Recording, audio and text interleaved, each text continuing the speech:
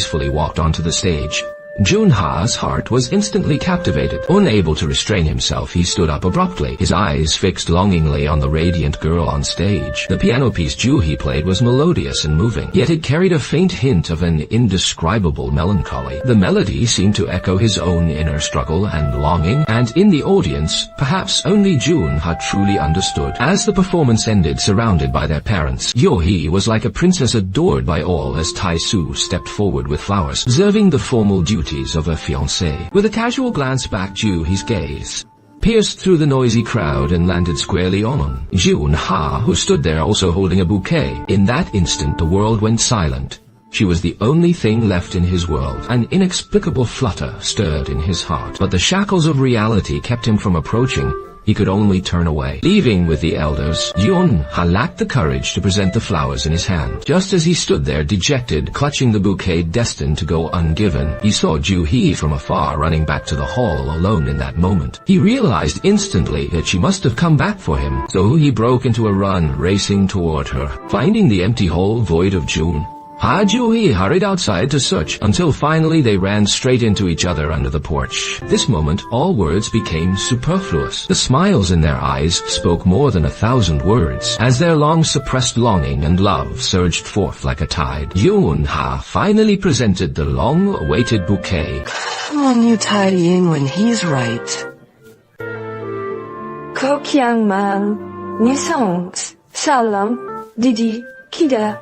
Didi-song, let me get this in for you.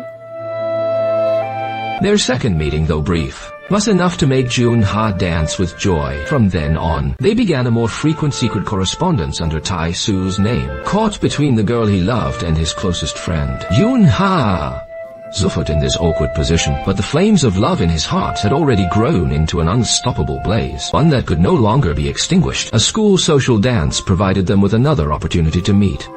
With Tai-Su present, they had to pretend they were total strangers. Yet, those longing gazes, like the brightest stars in the night sky, never ceased to meet and collide, conveying emotions that only the two of them could understand. Though they couldn't express their love openly, this affection shared silently in plain sight only brought their hearts closer together. As the dance ended, watching Tai-Su escort Juhi away, Junha felt an indescribable pang of bitterness in his heart. Meanwhile, Juhi reached her gate and politely bid Tai-Su farewell, but she hesitated to go inside. She paused, wishing with all her heart to see that familiar figure appear right behind her at that very moment. Just as she was about to ring the bell in disappointment, the porch light suddenly went out. Looking back suddenly, she saw Junha standing quietly in the dim light of a nearby lamppost. The glow of the street lamp mirrored the joy in his eyes, creating an atmosphere of warmth and romance. He flickered the street light, a secret signal shared only between them. It was a silent "I love you" in the dark of night. In this moment, time seems to stand still, leaving only two young hearts leaning on each other in the deep of the night. But no matter how fiery their love is,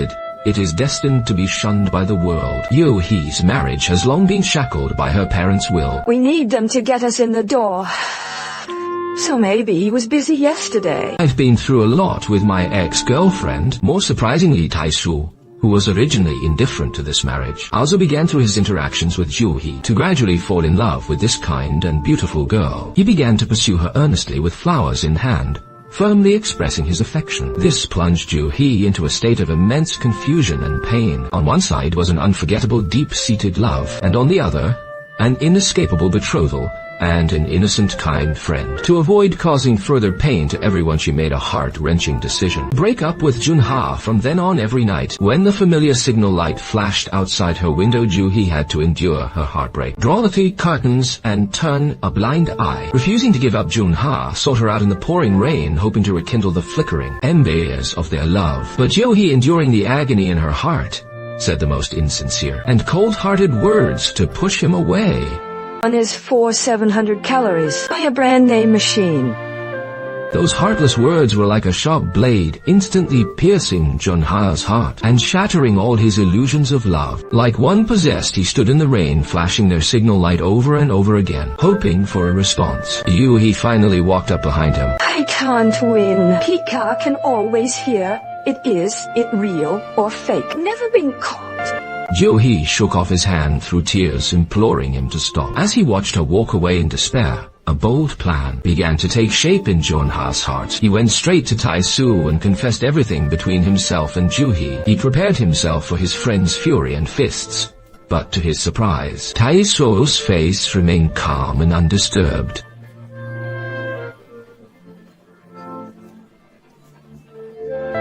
Background dialogue of Tae-soo, mentioning his father and the situation. In this romantic struggle, the kind-hearted Tae-soo chose to step aside. He understood deeply that love cannot be forced or compelled. His best friend's withdrawal, Junha and Joo-hee's love could finally step into the light. During winter break, the two exchanged letters, pouring out their long-suppressed affection. However, a secret this intense could not be hidden forever. Joo-hee's father discovered his daughter's secret romance, and word quickly reached Tae-soo's family as well. Learning the truth, Tae-soo's father was absolutely enraged. He could not accept this sudden turn of events. To him, the hard-won alliance with a congressman's family was not something he would let his rebellious son simply throw away. In a fit of rage, he pulled off his belt and whipped Tae-soo mercilessly until he was bruised and battered, vowing not to stop until he reclaimed Joo-hee for his son. When school resumed, Tae-soo said nothing to Junha about the winter ordeal. He simply brought his father's belt, found Junha, and asked several cryptic questions with a trembling voice.